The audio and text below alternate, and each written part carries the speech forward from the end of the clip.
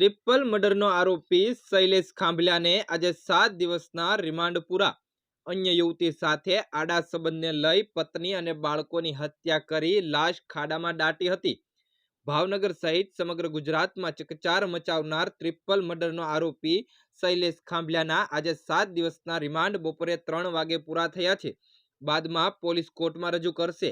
ભાવનગર શહેરના તળાજા રોડ ઉપર આવેલ ફોરેસ્ટ કોલોનીમાં રહેતા વન અધિકારી શૈલેષ ખાંભલિયા તેમજ તેની પત્ની નયનાબેન તેમજ માસૂમ બાળકોને ઓશિકો દબાવી હત્યા કરી હતી અને લાશ ખાડામાં નાખી દીધી હતી।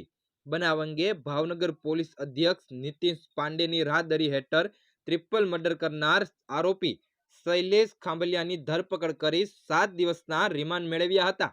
રિમાન્ડ દરમિયાન શૈલેષ ખાંભલિયાને વન વિભાગમાં નોકરી કરતી અન્ય યુવતી સાથે આડા સંબંધ હોવાને હિસાબે પત્ની અને 2 માસૂમ બાળકોની હત્યા કરી હોવાનું ખુલવામાં પાણું આવ્યું હતું।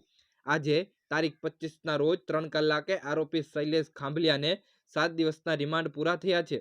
બાદમાં ભરતનગર પોલીસ આરોપીને કોર્ટમાં રજૂ કરવામાં આવશે તેવું જાણવા મળ્યું છે। Bureau report, Bhavnagar.